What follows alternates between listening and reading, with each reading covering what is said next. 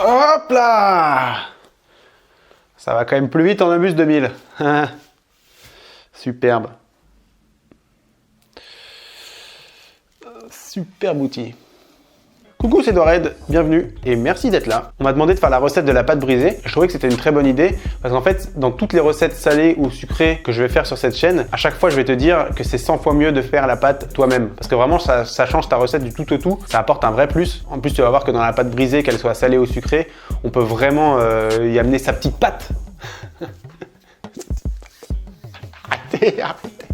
Donc voilà, apporter un vrai truc à ta recette. Et en plus, tu vas voir que c'est vraiment très rapide à faire, pas compliqué du tout. En vrai, c'est complètement ratable. Et encore une raison de faire sa pâte brisée soi-même, c'est que celle qu'on trouve dans le commerce, généralement, si tu regardes les ingrédients, c'est pas jojo, hein, on va pas se mentir. La matière grasse, c'est souvent tout sauf du beurre. C'est margarine, de l'huile, des trucs vraiment très bizarres, qui coûtent pas cher aux fabricants, aux méchants industriels. Bouh! Ah! On est parti tout de suite. Pour la recette de ta pâte brisée, il va te falloir 150 g de beurre que tu coupes en petits morceaux, un fond de verre ou un fond de bol d'eau tiède, donc ça représente 7-8 centilitres, et 300 g de farine. Tout ça, c'est pour une pâte brisée. Donc évidemment, si tu veux utiliser ta pâte brisée pour un dessert, tu vas rajouter environ une cuillère à soupe de sucre, et si c'est pour un plat salé, on va utiliser du sel. Juste petit conseil, sors ton beurre avant, histoire qu'il remonte bien en température et qu'il soit pas trop froid, parce que si c'est trop froid, à incorporer dans la farine, ça va être bien galère. Tu le sors 15-20 minutes avant, et ça fera l'affaire.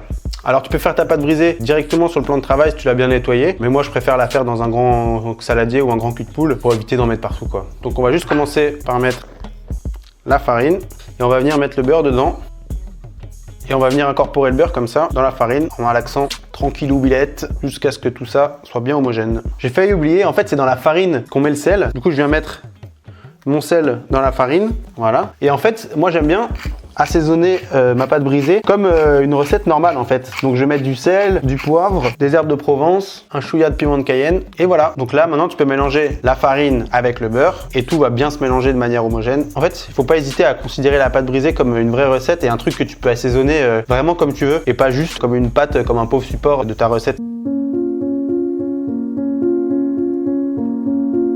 C'est vraiment un truc que tu peux pimper facilement et tu peux vraiment te faire plaisir. Voilà, donc tu vois que le beurre commence à être bien mélangé, ce qui est merveilleux. On va pouvoir rajouter l'eau. Voilà. Et voilà, c'est déjà terminé. Donc là, il faut juste bien mélanger pour avoir une pâte bien lisse. Et voilà, tu as ta petite pâte brisée qui est magnifique et qui a du goût en plus, puisqu'on a mis plein de choses splendides dedans. Et voilà, c'est déjà terminé pour la recette de la pâte brisée. Donc vraiment, ça prend 5 minutes. Et encore 5 minutes, c'est le temps de préparer les ingrédients parce qu'après, concrètement, tu mélanges le beurre, la farine, l'eau tiède et terminé quoi.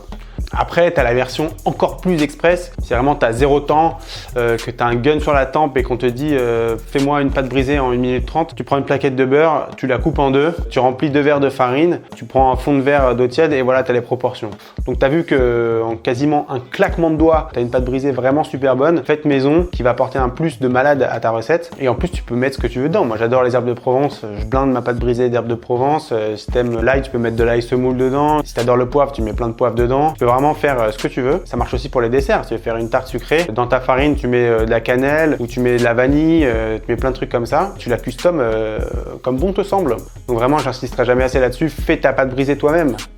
Bon sang, bonsoir. Franchement, dans une balance, quand tu pèses le pour et le contre, il pèse pas bien lourd. Crois-moi bien, crois-moi bien. Là, cette splendide pâte brisée, je vais l'utiliser dans une recette que je vais te présenter dans une prochaine vidéo. Mais voilà, ça sent méga bon. Ça sent vraiment méga bon. C'est fantastique. Voilà, c'est fini pour cette petite vidéo express. N'hésite pas à me dire dans les commentaires si t'aimes bien comme ça les recettes un peu de base, si t'aimerais en voir plus, ou si tu connais et que tu penses que c'est pas nécessaire sur la chaîne et tu préfères que je me concentre sur des vraies recettes. Voilà, n'hésite pas à t'exprimer. Exprimons-nous, parlons, communiquons. Blablabla. Comme d'hab, n'hésite pas, un bon gros petit pouce, un bon gros je m'abonne, et tout ça quoi. On va pas non plus, j'aime pas quémander, j'arrête. Sur ce, je te fais un gros bisou et je te dis à la prochaine recette.